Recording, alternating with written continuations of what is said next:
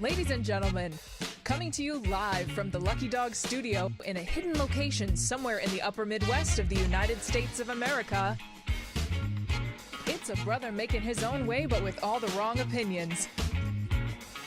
Welcome to the Morning Night Live with your host, the one and only P-Dog Knight.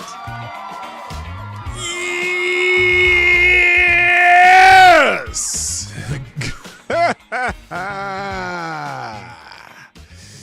Okay, here's my face. Good morning, everybody. Welcome to Morning Night Live. I'm your host, Marty, also known as P-Dog Knight on the internet, where that was not a freeze. That was just me playing games because, you know, tech is my nemesis. And I got to tell you, Gunfox is killing it this morning. Gunfox with the 3 Hamiltons already. You are! What the? Hang on, let me try that again. Gunfox with the 3 Hamiltons. You are the new Streamlabs Superstar sponsor of the day. Top sponsor of the day is the Superstar sponsor of the day, and that would be Gunfox dropping Hamiltons left and right. Oh my gosh. There's some space news and China is asshole news. China is asshole. So yeah, the one says space news, the second one says space news part 2, and the third one says China is asshole. China is asshole. And okay, well, we're going to do that. Thank you, Gunfox, and we'll definitely hit those articles right after we say hi to everybody. Now, it is Thursday, usually FTG Thursday, but I kind of have gotten away from that. But I feel free to drop some FTGs in the chat whenever you see somebody that we discuss that needs an FTG. And if you don't know what an FTG is, you better ask somebody in the chat who already knows. And if you're new here or you're just watching by accident and poof, here I am. Well, these people love me.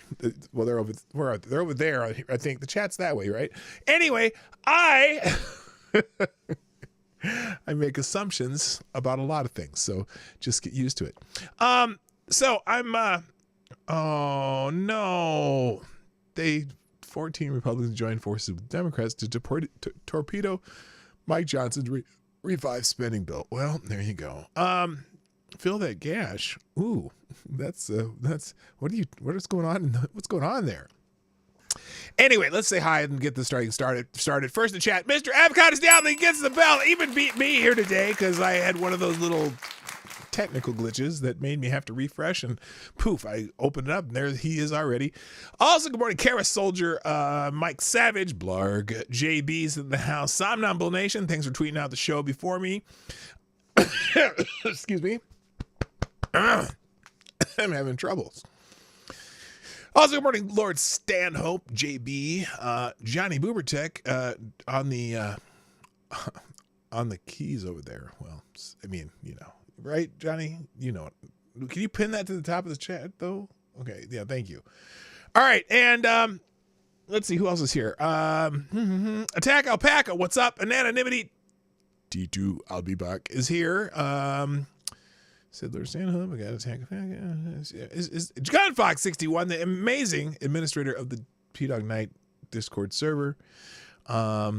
And that's all. That's all, folks. That's not good. It means, well, people are probably still getting notifications. So anyway, but I'm happy to kill some time here and there with just some witty anecdotes. And no, I'm not. I don't have any witty anecdotes. I'm not.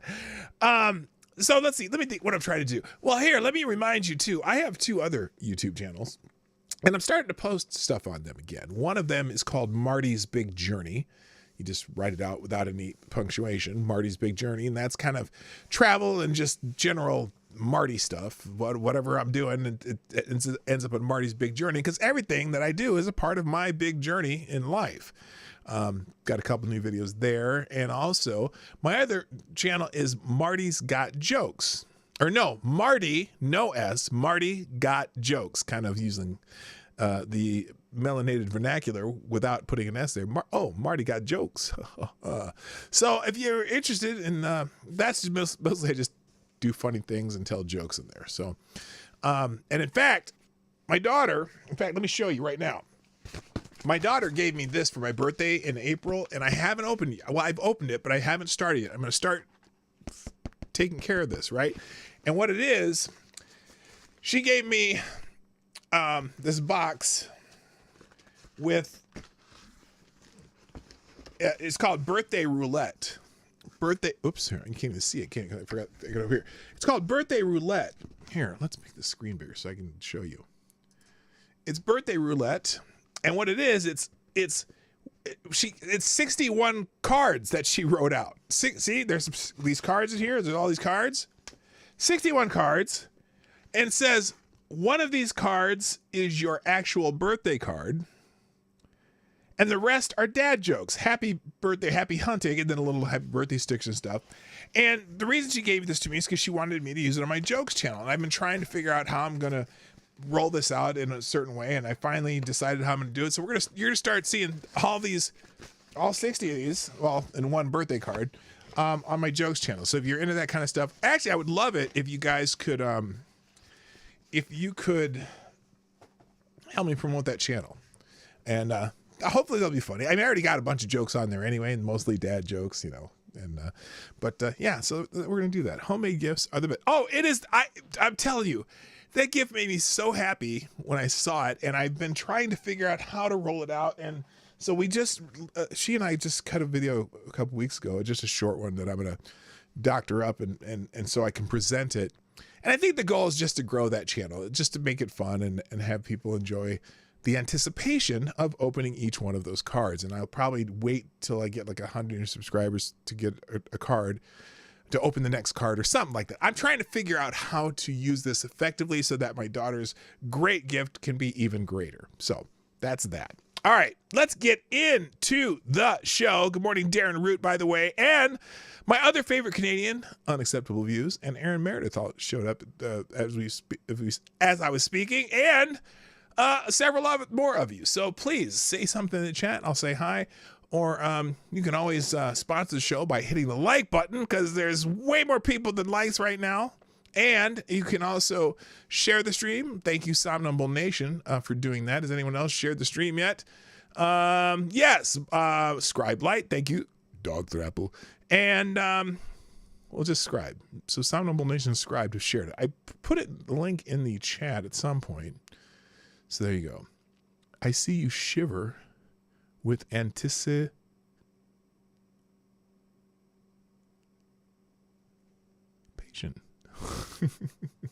Yes, I just read it how you wrote it there, Somnambule Nation.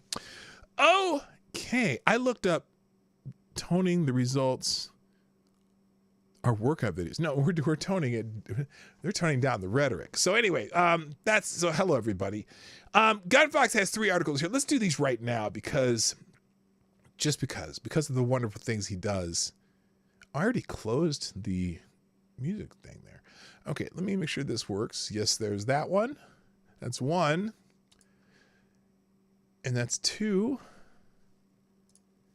And that's 3. All right, let's start with if you want to hijack the show and you have an article you want me to consider, drop a Hamilton in the tip jar with the link to the article, and I will stop what I'm doing, because I'm about to ruin the image and the style that you're used to. And I will go to something. Somebody knows what I just did there. We're going to go to these articles. Here we go. Start with Gunfox's first article. Not that one. This is the first one. Little space news. SpaceX pushes Falcon 9 rocket to the edge in rare and risky landing. Uh-oh. What? What is this?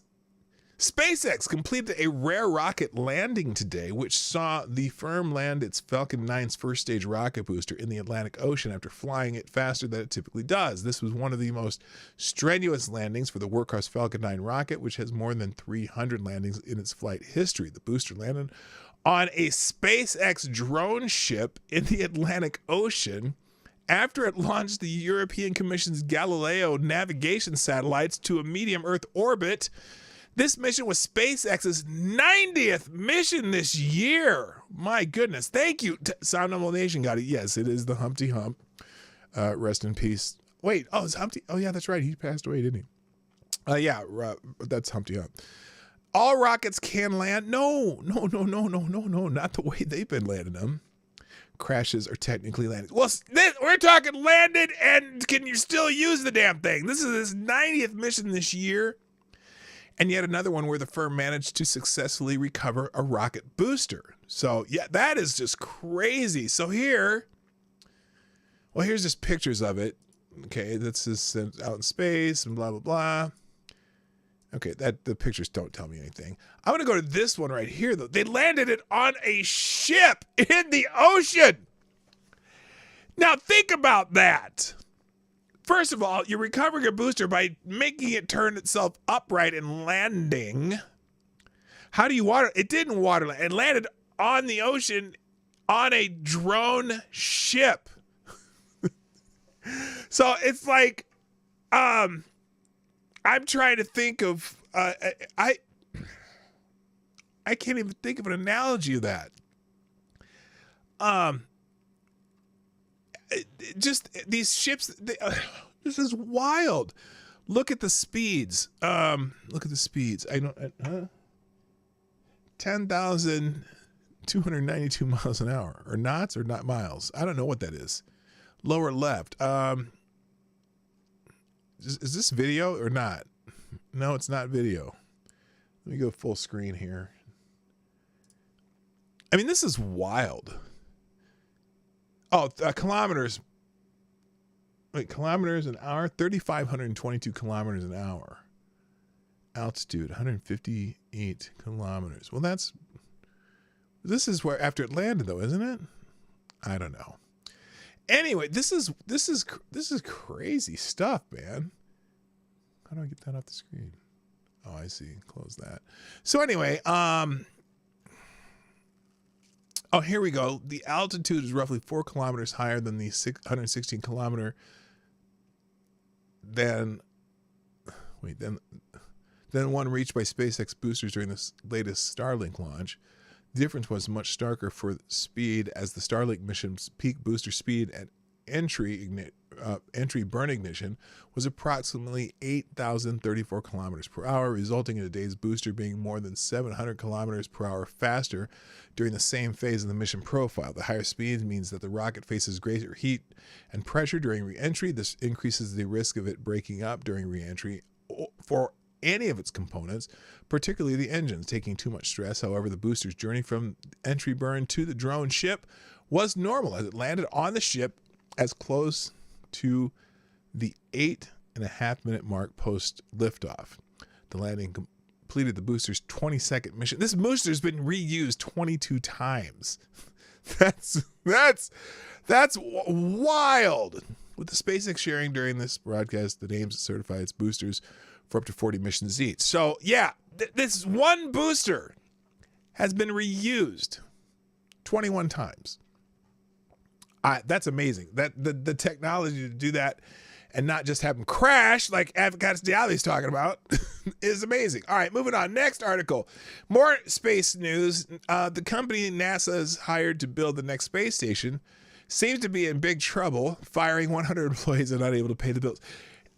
Isn't this amazing how the private company, SpaceX, seems to be killing it. And NASA's, what's a good word for it? NASA's fucking up. Am I past the 7-minute mark? Yes, I am.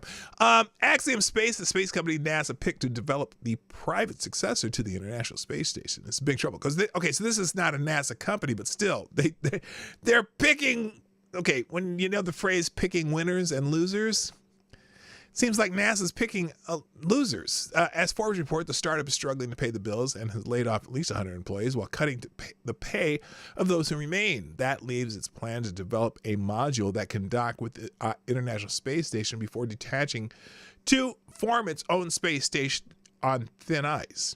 And the clock is ticking because the International Space Station is set to be retired by NASA in 2030, 2 years sooner than anticipated.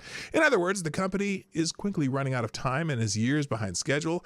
As a result, Axiom Space was forced to radically change the design of the station per Forbes. However, according to Forbes reporting, investors are balking at funding the development of a much smaller station that could end up being less commercially lucrative and possibly more expensive. The business model has to change, one former employee told Forbes, and that has continued to make it challenging for the company to get around its cash flow issues. So, I guess that's not good news. If you still want to have some form of a space station, they better get their shit together, right? So there you go. And the third article and final article that Gunfox has dropped so far. Thank you for the Hamiltons again. China is asshole. Researchers say they can detect stealth aircraft using Starlink satellites. Oh, isn't that lovely? Let's see here. Chinese researchers claim that by using the radiation emitted by SpaceX Starlink constellation, they can detect enemy stealth fighter jets. As the South China Morning Post reports, the team that used DJI Phantom 4 Pro drone as a stand-in for such an aircraft for an experiment. Using a ground-based radar system, the team spotted the tiny drone thanks to radiation emitted by a Starlink satellite, which was flying over the Philippines at the time. That's despite stealth aircraft being designed to be less visible to radar and reflect electromagnetic radiation better thanks to their unusual shapes. The team claims, it's only a claim so far, its new detection method is unaffected by the target's three-dimensional shape and surface material, according to the researchers' paper published last month in the Journal of Signal Processing, as quoted by the SCMP, the South China Morning Post. A quick question, maybe Gunfox, you might know the answer to this. Is the South China Morning Post just a propaganda rag? I can't even talk right now. Anyway, this idea that when an aircraft passes between a satellite and an antenna back on the ground, it can scatter the satellite's electromagnetic waves, ripples that can be picked up by ground-based radar to identify targets. Thanks to thousands of Starlink satellites that have been launched by SpaceX so far, scientists are now hoping to use disturbances in the high-frequency radio signals to track stealth aircraft. It's a surprising new avenue of research, especially given Chinese animosity towards Elon Musk-led company's broadband constellation. Oh, yeah, they don't like Musk in China either. Well, I don't care. China is asshole. Chinese researchers were developing ways to take down Starlink satellites if they were ever to become a threat to national security. So, all Chinese newspapers are propaganda. Okay, so yeah. So now they're claiming they can use that. Look. Who does that article help or hurt? Well, it hurts Elon Musk. It also puts concerns into American military peoples types. It's fascinating, though. It's fascinating. Fascinating. Propaganda is fascinating. All right, let's get into today's kind of trending stuff. By the way, today's coffee is brought to you by Have a Nice Day.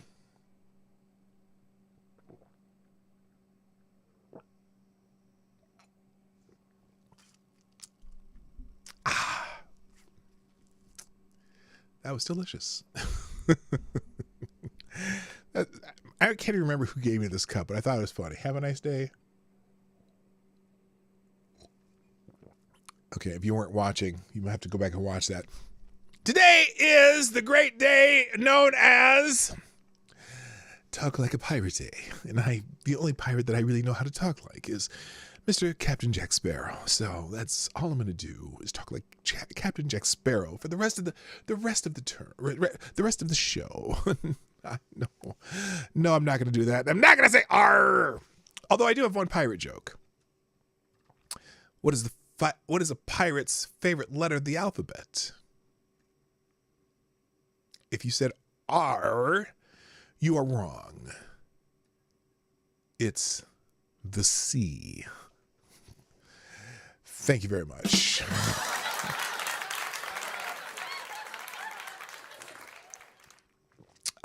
Okay. Anyway, Talk Like a Pirate Day. I think, here's one. Here you can swear like a pirate. Okay. Here's a example of that. It says your favorite season. Okay. In fact, someone pick a season, just the first season that you think of, and whoever says it first, I will use that season.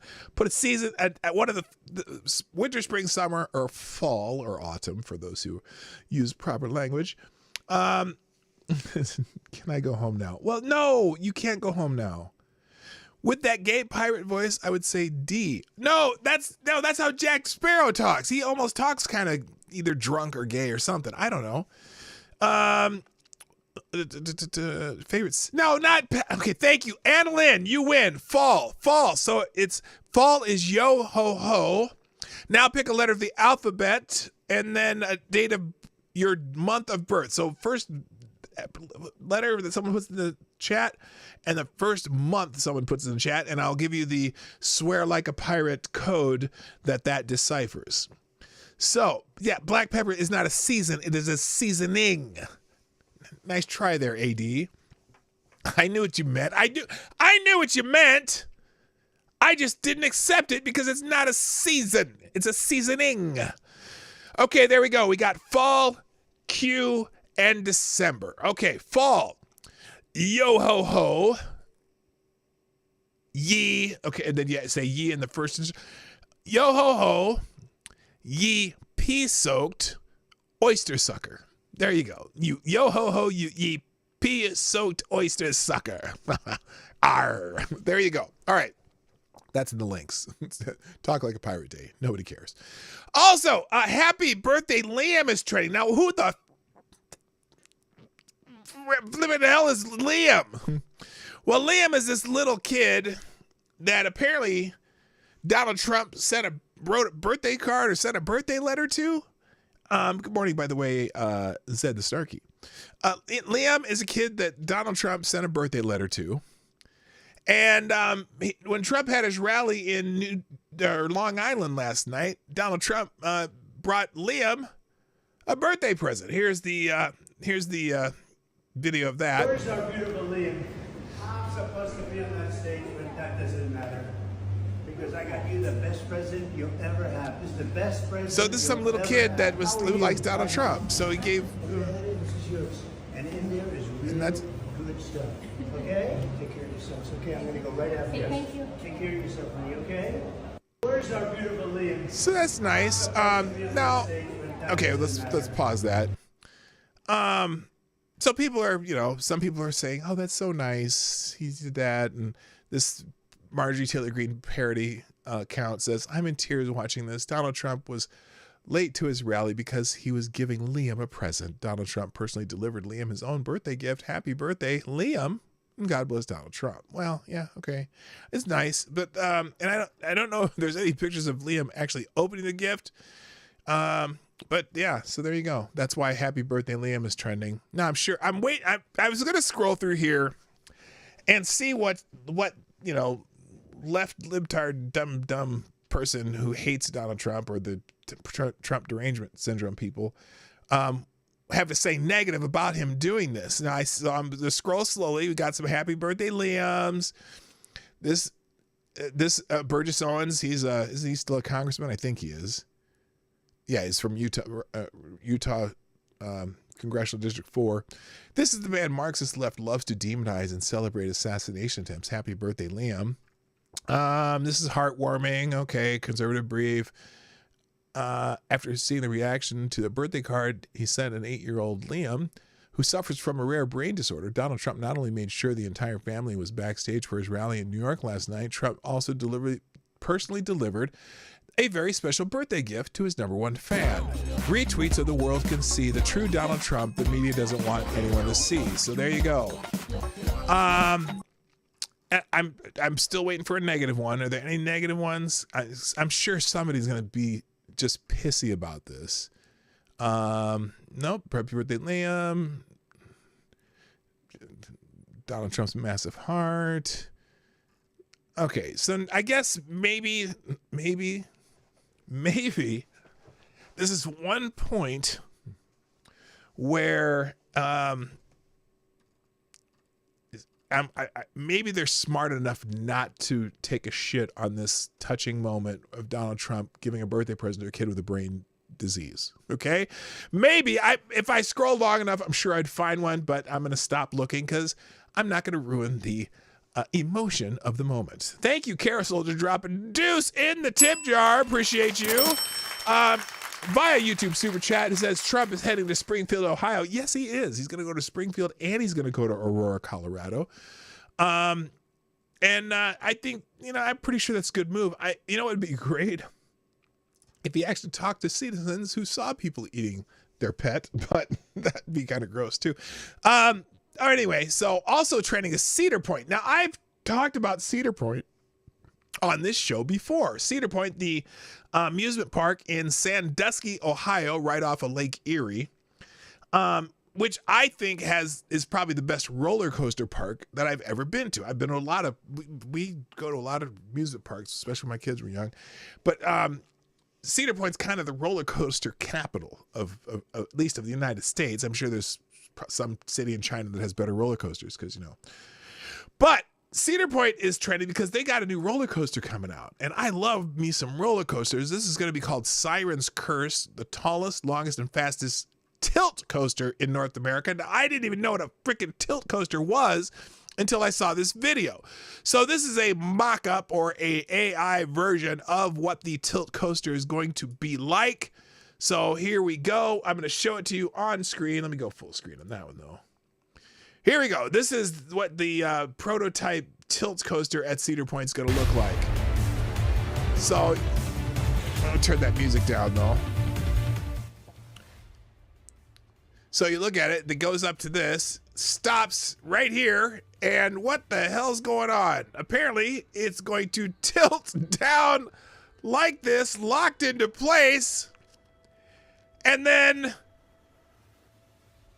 bye-bye. Then you're going to drop down and the coaster's going to do that. So that looks pretty cool. But yeah, Cedar Point has, here we can stop that. Cedar Point has some of the coolest roller coasters I've ever, all in one place. Now there's a lot of individual places that have great roller coasters. I've been on a lot of them. And, but that one's, Cedar Point is probably, if you want to go on a place, let's put it this way. When we took my kids to Cedar Point, I think my son was 10, my daughter was 12, something like that, somewhere around there. It was like, they were in elementary school. And for some reason, my son had heard of Cedar Point. He's like, yeah, let's go to Cedar Point. So we drove to Cedar Point. We drove 9 hours to Sandusky, Ohio, spent a few days there. And the first day we went to Cedar Point, we got there, I think when they opened at 10 o'clock in the morning. And we left at 10 o'clock at night, and we didn't ride any other rides but roller coasters. I think they had 12 at the time, and we went on all of them 2 or 3 times, hit a couple of them. One of them, the one that my daughter liked, I think she went on 5 times, her favorite one, called Maverick. That was a cool one. But anyway, Cedar Point is a great place if you like roller coasters. All right, moving on. FTG Siren's Belch or whatever it was called. Siren's Curse. What do you mean FTG? That is oh, we got some roller coaster haters in the chat. How do you I'm dying to go back to Cedar Point just to ride that roller coaster. That looks so cool to me. But yeah, there I'm curious. I guess it's been, let's see, when was the last time I rode a roller coaster though? it may have been 10 years since I've been on a roller coaster. So it's possible that it caused me vertigo or something. I know Lady Boomer, especially, she is one of these, she screams on roller coasters. And when we went to Cedar Point with my kids, she was always the loudest one. She was always screaming. But in the end, she enjoys them. But I don't know if she would dig that one or not, because that's pretty that's pretty wild. All right, moving on. Also trending 4 in PA. So there's a couple of polls out regarding the presidential election. Apparently Kamala Harris is up 4 in Pennsylvania. It's basically a statistical tie in all the other, pretty much the rest of the country, but they say she's up 4 in Pennsylvania. But then, whatever this poll is, they had a Democratic +8 sample, which I don't know if that's going to be, they're going to have a Democratic +8 turnout in Pennsylvania. They could. I am not optimistic about the election. I worry about the TikTok vote, the Taylor Swift vote, where, they're going to get all these kids, on TikTok to go vote, and they're stupid and they'll vote for Kamala Harris just because she's cool. But then again, you never know. It might be, as we saw, it could be a bunch of union people showing up, and as we saw with the Teamsters, it might not work out so well for Kamala Harris. So anyway, a lot of people talking about up 4 in Pennsylvania, Harris +4. That's the New York Times, Philadelphia Inquirer, Siena College poll, which usually has, even though it has a margin of error, they haven't been the most accurate poll. But nationally, they have the tied at 47%. But Pennsylvania, they have Kamala up 4. So people are wondering why the disparity in Pennsylvania versus other places. Who knows? Here's let's see, Golly Nate Silver. How do you even take something like this Syria? Trump tried nationally, but down 4 in Pennsylvania. So there you go. So that may be an anomaly. But then again, if you go to a different poll, you go to Emerson, and the Emerson poll actually looks good for Trump. Here we are. If you take this, they do strictly state polls, as opposed to stripper polls, but state polls got Trump up in Arizona, up in Georgia, down by 2 in Michigan. So that's within the margin of error. Tied in Nevada. Now, interestingly, down 1 in North Carolina. That's wild. Up 1 in Pennsylvania. So these are all within the margin of error with the Emerson polls, and these are likely voters, not just registered voters, but likely voters. So that's a good sign, especially since Trump in both prior elections greatly outpaced the poll numbers for whatever reason. So either they oversample Democrats or something. Who knows? All right. Next in the trending topics, Kamala Harris. Now, I have no idea why that Kamala Harris, somebody came up with the idea Kamala Harris, and it grew its own wings and took off. And part of the problem, or part of the reason I think is alliterated by Mr. Matt Couch here. Kamala has received 0 delegates in both 2020 and 2024. What a sham on our republic. This fraud truly is the first Now, I don't know why they say this is the first unconstitutional election in U.S. history. It's not. Even though she was selected, doesn't the Democratic Party get the have the option of selecting their candidate however they want? I mean, I don't like this necessarily line of reasoning, but a lot of people are, a lot of people are bringing up the fact that not one person voted for Kamala. Now, hello, Big Dave. What's up? I see you. And then this guy says Kamala is being called out by the Indian community. Okay, this is just one person. Let's get one thing straight. I will never support you campaign. All right, this is a guy, he does TikToks making fun of Kamala. We'll just watch one because there's a couple in this thing. Here we go. Go full screen. Thank you. All right, there we go. Here we go. Oh, hang on. Stop, brown man. I can say that because black people can't be racist. So there you go. Here we go. This guy's actually kind of funny. Kamala Harris. How dare you try to slide into my DMs? Friend, I am not your friend. I went toe-to-toe with Trump on the debate stage, and I need you to know where you stand. Do you support my campaign? Kamala, let's get one thing straight. I will never support your campaign. What up, Don't GD? you ever try to slide into my DMs like you did Willie Brown. Here is your response, Kamala. Scum! Scum! Okay, so anyway, that's that. For what that's worth. So anyway, yeah, and did y'all see this? Okay. Kamala's out here code switching again, but this time it's very confusing. It is super confusing, and it's really quick. So you gotta listen very carefully. She's out here code switching. She was at some apparently this was some Hispanic gathering, because she decided to code switch at a Hispanic gathering. Listen very carefully. Oh, Shrapnel's in the house too. What's up, Shrapnel? Listen very carefully to this code, because usually now here's the thing. Remember, her heritage is Jamaican, which combination Irish, Indian, African, whatever, but Irish and whatever, and Indian, not casino Indian, but call center Indian. Okay, just now listen to this. I love you back.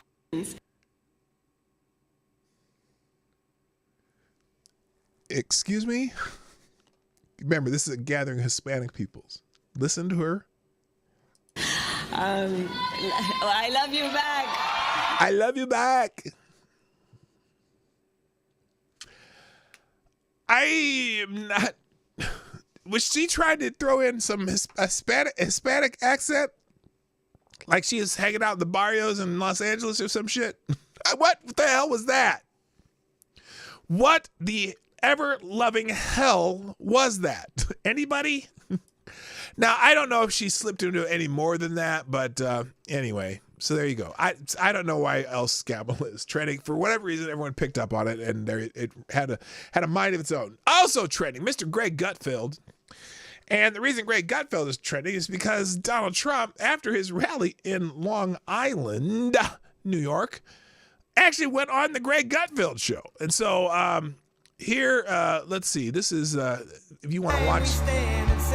Okay, I'm going to mute that because I don't need this. Apparently, this is the rally. This is the whole rally, okay, of him speaking in Long Island. It wasn't, by the way, it was not a full house. I mean, they had 60,000 tickets, I guess, reserved for it. But there was some seat up in the rafters that were not filled, whatever. But, oh my God, Greenot blankets. Oh, damn.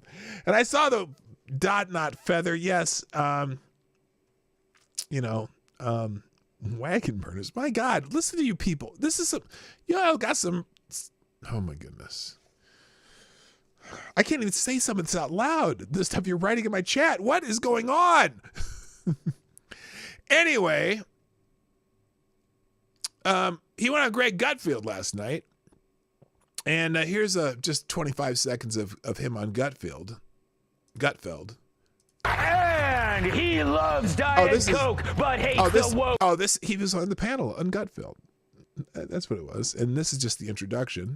Choosing this insanity over Sean Hannity. Let's crank it up to 11 for President 45 and 47. The man who finally Hey, got quite the... Fighting out of the red corner from Queens, New York, the 45th President of the United States, Donald J. Trump. All right, so that was quite an introduction. The crowd at Gutfeld went wild. Now, let me see if here, Tyrus, the guy, this giant former professional wrestler dude here that's on Gutfeld, also is trending just because of the Gutfeld show.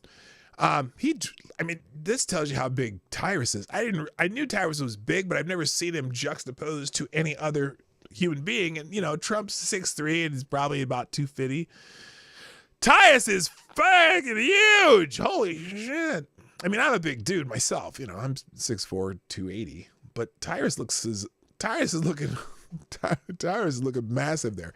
Anyway, here's Tyrus talking to the former and possibly future president. WrestleMania 4 and 5, by the way. Thank you very much. But if you're going to sit in that chair, if you're going to do the Tyrus experience, you have to do it right because you are the people's champion, Mr. Trump. Wow. And on behalf There you go. So Tyrus gave him a belt. That's kind of cool. I like that. Now I'm really happy. That's a good one. That's the man who makes all the professional ones. Beautiful, yeah. There you go. So that's kind of cool. Gave him a belt. Good morning, Selected Boy. Yeah, boy. So that was kind of cool. Anything else from the Gutfield show that was significant? I mean, this is the crowd shouting for Trump over here. Here, let's try this one. Here's a minute. Here's another just clip from the Gutfield show with Donald Trump. Is this the same clip? Wait a minute. No, we saw that gift already. Let's. Is there anything else from this show that they actually? Oh, here.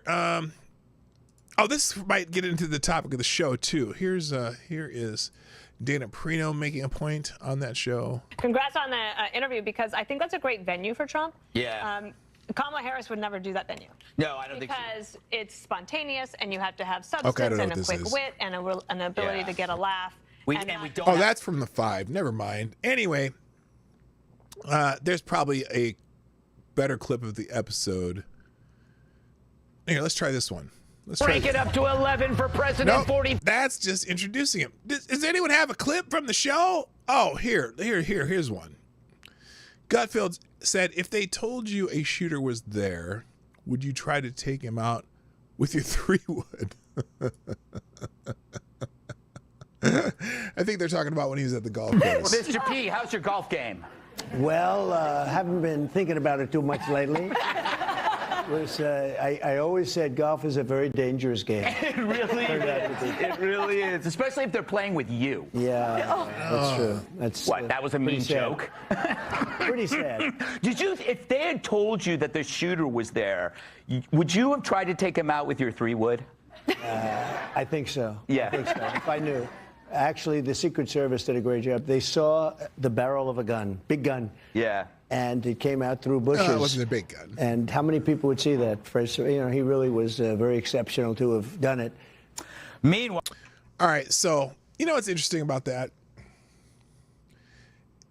Donald Trump off the cuff is pretty good in a casual situation where it's just lighthearted. That was pretty good. I mean, it's funny because Joe Walsh, the dipshit on X that I make fun of all the time, former Republican congressman from Florida, was saying you should never humanize Donald Trump. You should never humanize. No, you absolutely should always humanize people and see how they do when they're just in a normal situation and asking simple questions. And it's kind of wild that they can't deal with that. So anyway. Finally, and I said Tyrus is trending. We can skip that. Let's get into some of the topics. Some other news. We talked about the FOMC, Fed Open Markets Committee meeting yesterday, and we talked about the interest rates, right? Well, as expected, but a head scratcher, major head scratcher, the Fed slashes interest rates in final meeting before the election, which tells me that the Fed is no longer an independent body, because there's absolutely no market reason that the Fed should have slashed interest rates. Is if there's hinting at inflation, and the jobs reports we've had lately, normally the Fed would just hold on to their hats. But good morning, Mark Smart. How you doing? Welcome back. The Federal Reserve cut interest rates by 50 basis points on Wednesday in the final meeting of the Federal Open Market Committee before the November election. The cut was larger than most economists predicted and larger than the usual 25 basis point increment by which the FOMC typically moves. The rate cut is the first for the Federal Reserve in over 4 years since the onset of the COVID-19 pandemic. The cut reflected MC board members concerned over recent Labor Department data that showed labor market in a much weaker state than previously thought. Inflation remains higher than the Fed's 2% target rate. The Consumer Price Index rose 0.02 points in August to 2.5%. Officials cited the Fed's dual mandate to fight inflation while encouraging full employment to justify its decision to cut rates, however. So, they went against their normal norms, making employment, I guess, more important than inflation, but they're not at their 2% target. So that's amazing. Now, listen to this next line. This recalibration of our policy stance to coincide with an election year. By the way, here's a quick point about that too. Back in 2008, during the 2008 election, was it 2008? I think they did the same thing. Now, in 2008, who was running? It was, was it 2008? Not 2008. What year am I thinking here? Oh, no. It was it Barack Obama's first year? I have to think about that. I looked it up and I forgot which. But anyway, doing a rate cut just before an election supposedly would help the incumbent party, right? Because, they lowered interest rates. Ooh. But again, the recalibration of our policy stance will help maintain the strength of the economy and the labor market and will continue to enable further progress on inflation. How? That's counterintuitive. Lowering rates can often exacerbate inflation, but that used to be their stance. As we begin the process of moving towards a more neutral stance, the Fed Chairman Jerome Powell said on Wednesday's press conference. The rate cut comes after the Labor Department review of employment statistics revealed potentially the largest downward revision of jobs estimates in over 15 years. The Bureau of Labor Statistics report last month that job growth throughout the 12 months ending in March would be revised downward by 818,000 jobs. Because it's a Democrats' year, of course, they'll revise it downward because they were lying the whole time. Roughly equivalent to 0.5% of the total U.S. jobs. The potential revision suggests that monthly job numbers reported in the year leading up to the annual review have been seriously inflated. Wonder why? Painting a much healthier picture of the economy. The size of the interest rate cut suggests that the Federal Open Markets Committee was surprised at the size of the correction of Labor Department data revealed last month. The next Fed meeting is scheduled November 6th and 7th, the days immediately after the presidential election. So we'll see. We'll see what happens there. All right, let's get into the topic of the day, and that would be toning down the rhetoric, which Democrats are doing, of course, for democracy. And yesterday we showed you the little, kerfluffle between Peter Doocy, and Katrine Jean-Pierre, the very French-sounding name, Katrine Jean-Pierre, probably of Haitian descent. Anyway.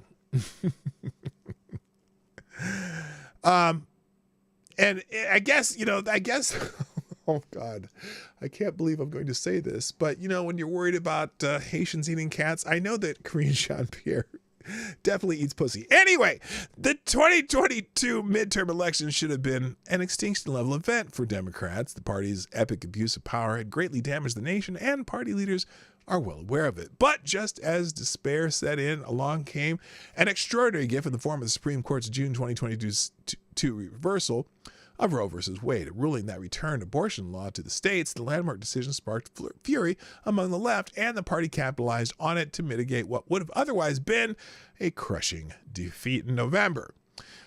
But not wanting to risk it all in one issue, party leaders tapped into the ageless wisdom of the late communist Saul Alinsky. In his well-known book, Rules for Radicals, he instructed followers to accuse your opponent of what you are doing and to create confusion and inculcate voters against evidence of your own guilt. Thus, a secondary issue is born. Republicans are undermining our democracy. and pose the greatest existential threat to America's future. So in June 2022, the message went out from on high, and within days, every liberal in the U.S. parroted it.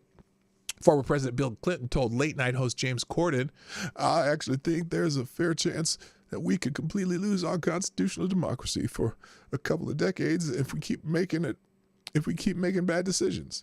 But I've never before been as worried about the structure of our democratic form of government." And I like that skirt on that intern over there.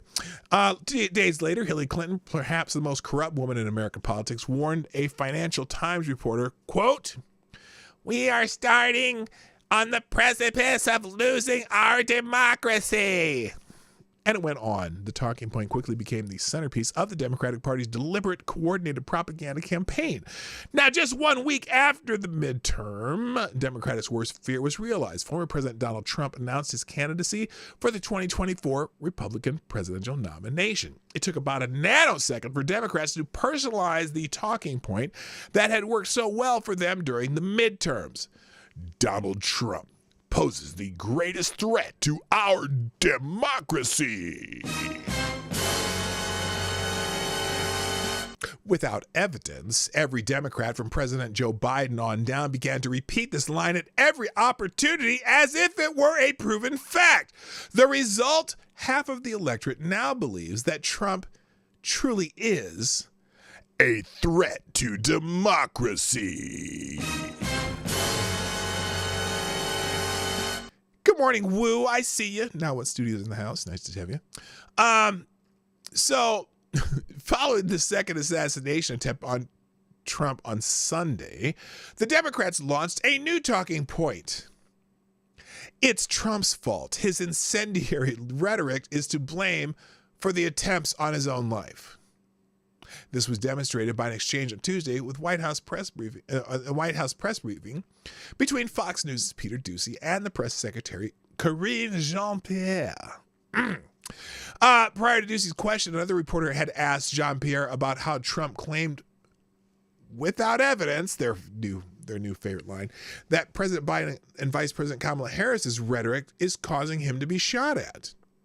She replied, "President Biden has been clear-eyed about the threat that the former president represents to our democracy." He refused to accept the outcomes of a free and fair election in 2020, and 2,000 angry people went to the U.S. Capitol to try to overturn a free and fair election.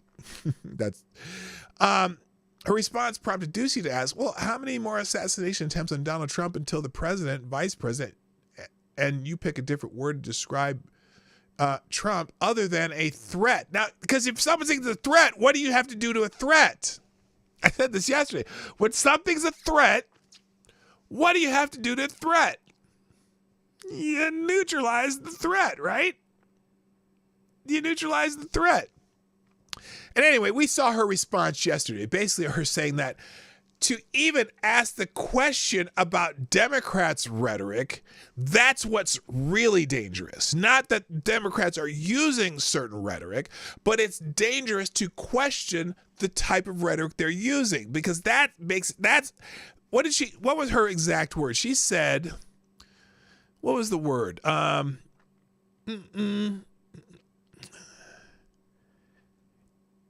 Here it is. It's incredibly dangerous in the way you're asking the question. It is dangerous to ask the question of, is there overheated rhetoric one of the causes of people to go nuts and try to, take out the guy with the funny hair? I mean, just the verbal jujitsu she accomplished or attempted to accomplish there was uncanny. I mean, it was crazy. I mean, so anyway, so their theme is, the rhetoric needs to be toned down unless you question our untoned down rhetoric. So thus the name of the show today, Toning It Down. So I have a couple of other examples of Democrats and other people toning it down and kind of the results of them toning it down, right? So let's start with Representative Dan Goldman, maybe the biggest demagogue in Congress, the guy who bought his congressional seat with his, I can't remember what family he's part of, but they have a shit ton of money, and he basically bought a congressional seat. And he's one of the most demagogic Democrats, which is a little redundant anyway. Representative Dan Goldman, Democrat from New York, dumb shit from New York, a former aide to Representative Adam Schiff and heir to it's Levi Strauss, that's what it was, Levi Strauss fortune, said Wednesday that, quote, that former President Donald Trump intends to execute a coup on January 6, 2025 if he loses the race. That Donald Trump intends to execute a coup. Okay? Here's the message. This is in a fundraising. Oh yeah, here it is. In a fundraising text message signed by Goldman. He signed it. He put his name on this. Here are just recipients to rush campaign contributions to his website via Act Blue, the same website that both shooters, attempted assassins, I should say, both attempted assassins used to donate money. Act Blue. Oh, they're Republicans. Really? They donate money to Act Blue. Yeah, a lot of Republicans donate money through Act Blue, right? So here's the message. Dan Goldman here with an important update on Donald Trump and New York. In just a few hours, Trump will hold a rally on Long Island in the critical battleground district, by the way. He does talk a little bit like Al Gore, not quite that much. And my Dan Goldman is not honed, so just bear with me. Trump knows his campaign can't win in New York, but he also knows that the path to the House majority runs straight through New York. Why does he care? Because he wants Mike Johnson, the architect of the 2020 effort to overturn the election, to be Speaker of the House on January 6, 2025, in order to execute a coup when he loses. Wow. Oh, and he continues, we cannot let that happen. Will you rush a contribution to help make sure we flip the House so that Hakeem Jeffries will be Speaker on January 6th? Thank you, Dan. Well, Dan, I think the term execute a coup is a little bit overheated language. Sounds like something that someone would do that would require violence. And that really sounds like you are making Donald Trump sound like a threat to democracy. Now, Representative J.B. Raskin, dickhead, Maryland, has just, that D stands for Democrat? I thought it stands for dickhead. Anyway, J.B. Raskin has described a scenario in which Democrats could attempt to disqualify Trump from office on January 6, 2025, if he indeed wins the election. Wow, that's amazing, because they always call Republicans fascists. That sounds pretty fascist to me. How does that work with democracy? Anyway, so they're saying they would attempt to disqualify Trump from office if indeed he wins the election, by having Congress declare him to be guilty of insurrection and therefore eligible to serve under the provision of Section 3 of the 14th Amendment. So, before running for Congress, Goldman was an infamous Russian hoaxer who spread the lie about a P-tape of then President Donald Trump. Yeah, he was all in on the Steele dossier. So anyway, that sounds like Democrats toning down the rhetoric, doesn't it? Now that's a shot. Well, here's the chaser. On C-SPAN, there was a caller. Who he echoed the Democrats' talking points about Donald Trump, and even made it. Let's just listen to it. You got to listen to this caller. And I guarantee your eyebrows are going to go, whoa. Slidell, Louisiana. Willie, Democrat, good morning. Good morning. I just want to say I'm a very patriotic American. I did 20 years in the military, 2 tours in Vietnam, wounded in 1966, went back in 68. And I look at myself and think about, we were supposed, thank you for your service, Willie. Man, we're supposed to close, kill, capture, destroy the enemy by all means available. And to see we let this man Trump destroy America, And I look at it and say, well, these two people had to step up and take that shot. From 83, nothing to lose. What? I'm sorry, Willie. You're not advocating violence, are you?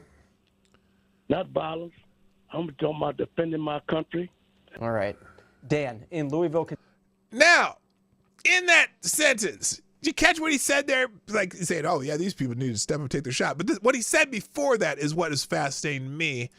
Listen again. I'll stop right at that point. I want to say I'm a very patriotic American. I did 20 years in the military, 2 tours of Vietnam, wounded in 1966, went back in 68. And I look at myself and think about, as a military man, we're supposed to close, kill, capture, destroy the enemy by all means available. And to see we let this man Trump destroy America. We let this man Trump destroy America.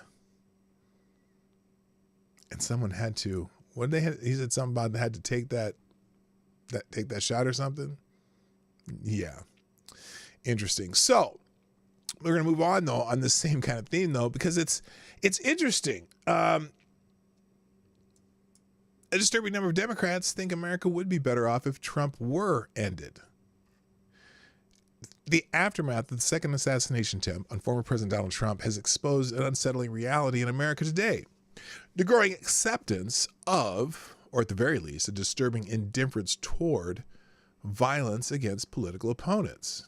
And it's funny because they always talk about, well, the Republicans are the ones who are going to stir up violence. But you ever notice how it's almost always Democrats who are actually perpetrating violence on their opponents?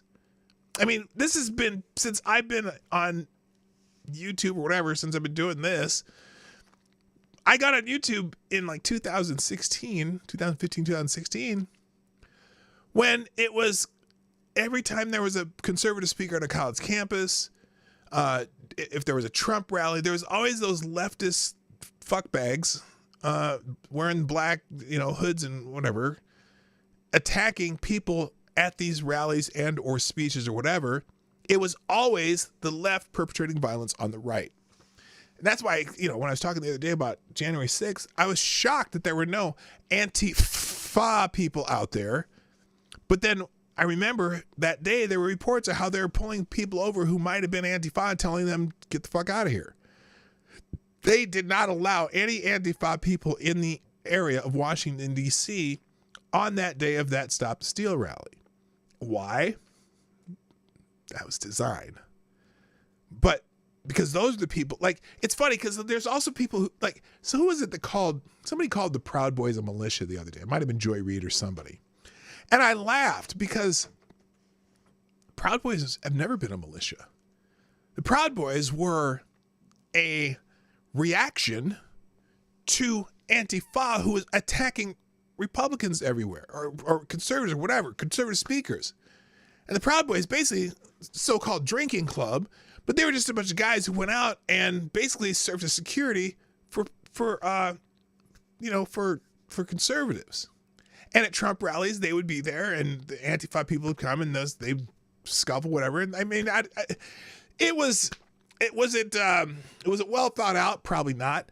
But so when Joe Biden, that debate against Donald Trump in 2020, started talking about the Proud Boys, I'm like, and talking like they're this giant white supremacist or whatever group, and I was like, what are you talking about? Do you even know who the Proud Boys are? But they're this mythical boogeyman, as big as any other mythical boogeyman that they can come up with, any real ones. And so now someone described them as a militia the other day, and I just laughed. I mean, literally, I laughed. Like, as I'm watching, I laughed. I chuckled. I'm like, militia? What are you talking about? So anyway, according to a new survey that RMG Research conducted for the Neapolitan News Service, a staggering 17% of voters believe that America would be better off if last week's assassination attempt on Trump has succeeded. That includes an alarming 28% of Democrats, with another 24% unsure whether America might be better off if Trump were dead. Who has more hate in their heart? the right or the left, who has more hate? But their hate's directed at specific people. Only 48% of Democrats could definitively say that the country would not be better off if Trump had been killed. These numbers are nothing short of horrifying. When nearly half of a major political party cannot outright reject the idea of the assassination of a political opponent as a solution, we're witnessing a moral breakdown of the very fabric of our society. Or at least the Democratic Party, if there ever was moral fabric. Although there was, and maybe that's why you see in people like Robert Kennedy back away from them, and Tulsi Gabbard back away from them, and some Democrats backing away from them. But then again, there are some former Republicans who are jumping right on board to that train. It's hard to imagine a greater threat to democracy, notice I'm not joking about the word now, than expressing the desire to have your political opponent murdered, observed Scott Rasmussen. He's the president of RMG. He's not wrong. It's a troubling trend that the left is increasingly desensitized to political violence, or at least their own political violence. What little political violence that is initiated by the right or comes from the right, and I'm telling you, they have two examples that they will talk about, maybe including one or two of the shootings here and there.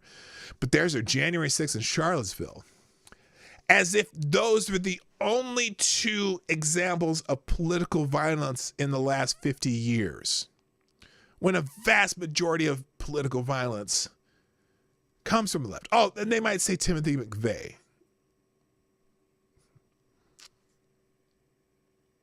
But the vast majority of actual political violence, and it comes in many small incidents, especially with the speakers or whatever. But even, the Palestinian protests recently, they don't see that as political violence. They just see that as an honorable, justified protest. But that was political violence. But they don't see, again, they're completely desensitized to their own political violence. Black Lives Matter protests. Not the protests. Remember, I have three categories of Black Lives Matter protesters. People there are actually there to talk about a cause. People who are opportunists, who are just there to break shit. And then the ultra opportunists who are there to break shit and steal shit and cause violence, wreak havoc. I'm talking about the latter two. See, but Democrats can't see that as political violence. They don't see, what is it? Was it May 29th when they tried to breach the White House? They don't see that as political violence. With 40 or 50 Secret Service agents injured, they don't see that as political violence. They don't see it when the Capitol Police are fighting and there's multiple injuries during a Palestinian protest. They don't see that as political violence. But, January 6th was the greatest threat and attack on democracy since the Civil War. The great selfie insurrection. So, this article continues. I suspect more Democrats felt Ryan Wesley Routh was morally justified trying to assassinate Trump than let on in the poll. While many of us were horrified that someone could get so close to killing Trump again, a sizable number of Democrats are indifferent. Just over half of all Democrats, 51%, still don't believe it's necessary to increase Trump's security. This dismissiveness towards a twice-targeted former president is in stark contrast to the 62% of all voters who recognize the need to bolster Trump's protection. Also, just like the last assassination attempt, many on the left are buying into the conspiracy theory that the whole thing was a setup. I'm tired. It's embarrassing, people doing that. Hello, conservative Husker. A fellow Husker? What's up? Welcome to the show. Hit the subscribe button. I grew up in Omaha, by the way. A stunning 49% of Democrats thinks it's at least somewhat likely that Trump or his campaign orchestrated the attempt on his own life, with 21% saying very likely. Yeah, see, He coordinated with the Secret Service and the FBI because the FBI loves Donald Trump. They're thick as thieves. And they orchestrated this whole thing. I'm sure. Oh, you already subscribed. Well, good. That's good. Rasmussen, while noting the optimism of America's future, candidly admitted, "For years I've been saying that things will get worse before they get better. These numbers suggest that the phase of getting worse is clearly upon us." So that's just wild. It's just wild. All right. I've gone far over time, and since we had a few guest articles, thank you, Gun Fox, for filling up the hopper a little bit. I'm just going to go through some headlines of what are in the links today. We'll drop all these links in the chat during the outro, or before or during the outro, and we'll get the hell out of here. So here's a few articles that I have up here. What did John Brennan know? You know, John Brennan, that asshole, the guy who lied in congressional testimony.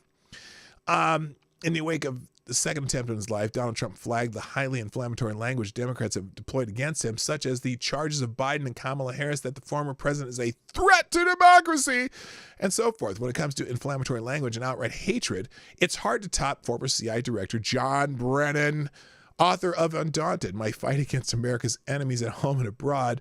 Note the order of the subtitle. Yeah, did you catch the subtitle there? The book he wrote. Listen to this book he wrote. Note the order of the subtitle. The book is called Undaunted. The subtitle is My Fight Against America's Enemies at Home and Abroad. Now, wait a minute. Wait a minute. John Brennan is the former director of the CIA. Not the FBI, not Homeland Security, not any other place. The CIA. And the subtitle of his book, My Fight Against America's Enemies at Home and Abroad. At home first. I didn't realize the CIA was allowed to do anything at home. Fascinating. They're supposed to counter foreign threats. Anyway, they're questioning what John Brennan knew. Because remember, he was one of the 51 former intelligence officers that said the Biden laptop was fake as Russian disinformation. I wish I had a John Brennan as asshole button. Anyway, thank you, Avocados D. I'll be dropping a small bullet in the tip jar. It says, does anyone honestly think Trump could stage an assassination attempt on himself? He would tweet about it 500 times, telling us how it was the biggest fake assassination attempt ever. It was huge. Yeah, he wouldn't be able to shut up about it. So yes, thank you, Avocados Diablo, and that was funny. So you get a little joke there. Nicely done. All right. Also in the links today on Human Events, the media wants Donald Trump dead. They kind of do. They, some of those people that probably in that poll about, whether they wish it would have worked is probably half the media. PJ Media. Okay. Also the other day we were talking about how the Democrats really, really, really, really, really hate the fact that we have free speech in this country. Well, California signed a law Tuesday making it illegal to, quote, with malice knowingly distribute an advertisement or other election communication containing materially deceptive content 120 hours before an election and 60 days after. With malice? You mean like parody? So anyway, I need to find let me find you. I think I bookmarked it. Let me see if I can find it. We're going to run one ad, and then you can find what's in the articles yourself by just looking at them. Please tell me I bookmarked this ad at the Babylon Bee. So now it's illegal to. Oh, here it is. I did. Good. Thank goodness. It's illegal to do a AI type ad in California. Okay. Here's what the Babylon Bee put out. Hi, I'm Gavin Newsom, the governor of California. This is a message for the people of America, given in my authentically recorded, non-AI voice. Thanks to my leadership over the last several years, California has become a world leader in extremist left-wing governance. My policies were so effective that almost 1 million people are now fleeing the state every year. We even ran out of U-Hauls. During the COVID pandemic, I locked everyone in their homes and shut down businesses for months. Not the French Laundry, though. That's my favorite restaurant. Last year, I cleaned up the dangerous, messy streets of San Francisco. Oh, I should be belling all of this. Because Chinese Communist President Xi was coming, and I really wanted to impress him. He's my boss, after all. This year, I signed legislation that allows me to take custody of your kid if you refuse to give him artificial hormones and chop off his genitals. Because if you don't do that, you're a bigot, and bigots shouldn't be allowed to have kids. I've also led the way in green energy by banning all cars that don't run on electricity. Except? Then I banned almost all the electricity. This is smart leadership. On my watch, the cost of living and homelessness have skyrocketed. Schools are failing. Drug dealers and human traffickers are pouring across the border. And poop has covered the sidewalks those are my of San bells. Francisco. This is the positive, joyful vision we offer as Democrats. That's why I'm enthusiastically endorsing Kamala Harris for president in 2024. Because she'll make America California. Everything I did in California. Anyway, I'm California Governor Gavin Newsom, and I approve this 100% real message, which is a recording of my voice without the assistance of any AI whatsoever. This isn't a deep fake, and you can rest assured that it isn't, because I just signed an unconstitutional law outlawing deep fakes. No one would dare violate it. Thank you, and science bless America. There you go. So that's beautiful. Gavin Newsom's new ad in California. And we must burden her by what has been so that we don't turn the rest of America into California. On that note, there's a shit ton of other articles out there, but I don't have the time to tell you what they all are. So, because, I go on tangents, and if I do that, I'll be really late. So, y'all, thank you for joining me today on the Morning Night Live. I'm about to drop these links for you. Give me a second, and then then I got to get out of here. But I hope y'all have a great day. I'll be back tomorrow with Free for All Friday. If you want to send me via X or email or whatever, anything for the Free for All Friday, videos, memes, articles, whatever, it's free for all on Free for All Friday. Plus, we'll do Friday Q&A, Ask Me Anything, and boy, oh boy, did some of y'all ask me anything. Anyway, so here are the links. You'll probably see them before you hear me say it. Today's links. There you go. And I got to go. Thank you. My name is P-Dog Knight, and I'm out of here. Bye-bye. Have a great fucking day. Hey, this is P-Dog Knight, and thanks for watching today on the P-Dog Knight channel. If you have an observation or remark you'd like to make about this video or my channel, I absolutely welcome you to write it in the comment section down below. I really look forward to hearing from you. And before you go, if you like what you saw but you're not already subscribed, please make sure you hit the subscribe button and definitely click that bell that pops up afterwards so you'll be notified when I post new videos or when we go live. I broadcast my live show, The Morning Night Live, Monday through Friday at 10 o'clock Eastern, 9 o'clock Central. A special thank you to all the supporters of this channel who share our videos on social media and make donations through Streamlabs, YouTube, Venmo, and Cash App, which are all linked in the description down below. Thanks again, and until next time, I'm P-Dog Knight, and I'm out of here.